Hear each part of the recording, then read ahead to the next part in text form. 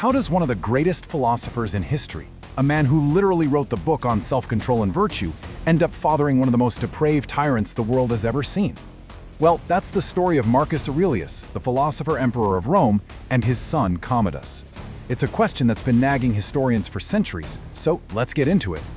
I mean, just look at this. On the one hand, you have the father, a guy who prized things like decency and a mild temper. And on the other, you have his son, a kid who, according to the stories, ordered a servant to be burned alive because his bath wasn't warm enough. It's a shocking contrast. So how in the world do you get from point A to point B? That's the puzzle we're going to try and solve today. All right, to really wrap our heads around this, we first have to understand the system that was in place before Commodus came along, a system that he completely shattered. For almost 100 years, Rome had a pretty good thing going. Yeah, for 84 years, Rome had what's called the 5 good emperors. The top job wasn't just passed down from father to son. Nope. The emperor would find the best man for the job, the most capable guy around, and adopt him as his heir. It was all about merit, not blood. But Marcus Aurelius, the wise philosopher king, he broke that tradition. He chose to pass the most powerful throne on earth to his own son. And that decision, well, it would change everything. So let's start our investigation with the father. We all know Marcus Aurelius, the Stoic philosopher, but what about Marcus Aurelius, the dad? What's really telling is looking at Marcus's own childhood. He writes about learning simplicity, about staying away from the flashy lifestyle of the super rich. These were the values he was raised on. But here's the million-dollar question. Was he actually able to pass those lessons on to his own kid? Or was he maybe too busy running an empire to be the father Commodus needed? And just look at this timeline of his reign. It was one crisis after another. We're talking non-stop chaos. A war in the East, a plague that wiped out millions, brutal grinding wars on the German frontier, and even a massive rebellion from one of his top generals. This meant he was gone. For years at a time, during his son's most formative years, he was living in a tent at a military camp on the edge of the world. And this, right here from his own private journal, might give us a clue. This is how he talks about his kids. He's glad they're not unintelligent or deformed. I mean, historians have pointed this out for ages. It's hardly a warm and fuzzy dad moment, is it? It kind of points to this philosophical distance. A man so consumed by duty that maybe, just maybe, he was emotionally checked out as a parent. But an absent father? That's not the whole picture. Not even close. Let's shift focus to the other parent in this equation. Commodus's mother, the Empress Faustina, a woman whose public image was hiding a tornado of rumors and scandal. So, if you looked at the official propaganda, Faustina was the perfect Roman empress. Her face was on coins as the mother of the empire. She was a symbol of fertility and virtue who gave Marcus an heir, and then another one, 14 children in total. She was stability, she was family. But what they were saying behind the palace walls, that was a very different story. The gossip in Rome was wild.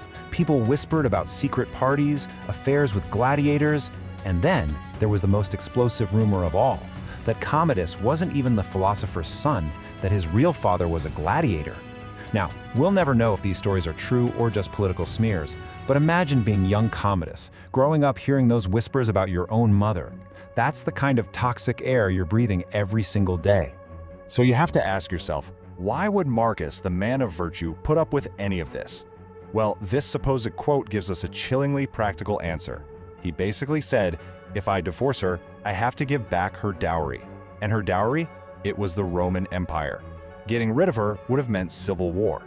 For Marcus, the stability of the empire always came first. Before honor, before feelings, before everything. Okay, so we've got the distant, overworked father and the mother surrounded by scandal. Let's finally turn the spotlight onto the son himself. What was going on inside the head of Commodus, a boy who never knew a single day without absolute power? Now, this concept is absolutely key to understanding it. Commodus was the first Roman emperor to be born in the purple. That means he was born when his dad was already the reigning ruler. Think about that.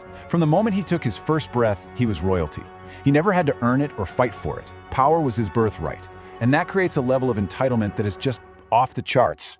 So, true to form, his father tried to give him the best education in the world. He flew in the greatest minds to teach him philosophy, law, you name it. But Commodus, he couldn't have been less interested.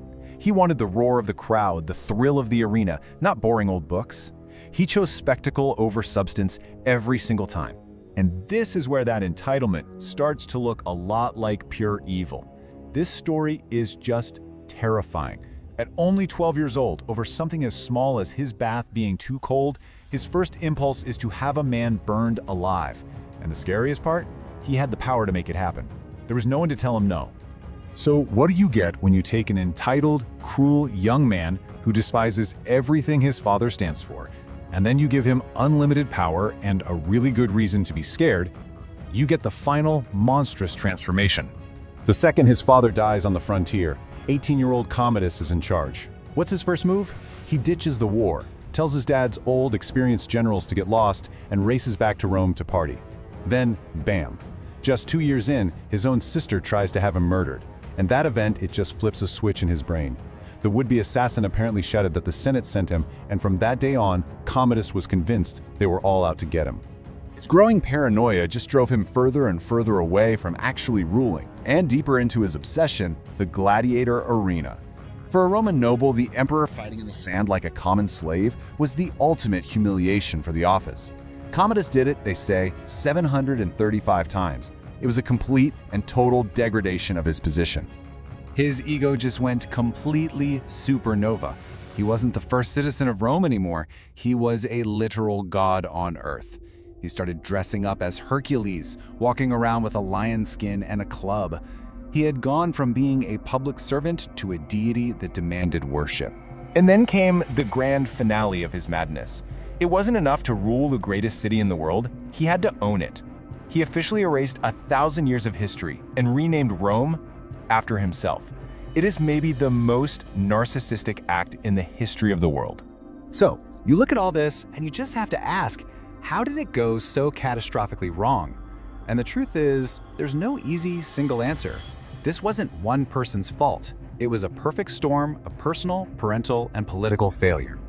When you lay it all out, you see all the pieces. You've got the father, a great man but physically and emotionally absent. You've got the mother, whose scandalous reputation created a toxic home life. You've got the son himself, a boy who seems to have been born with a cruel streak and a total rejection of duty. And then you throw in the most corrupting influence of all, absolute, unquestioned power. All those factors came together, and they created a monster. And in the end, it leaves us with this one haunting question. Marcus Aurelius was one of the greats. He cast a shadow so long it could cover the whole empire. Did that inspire his son to be better? Or did it just create a dark, empty space that was impossible to fill? A void so big that the only thing Commodus could think to do was to set the entire world on fire.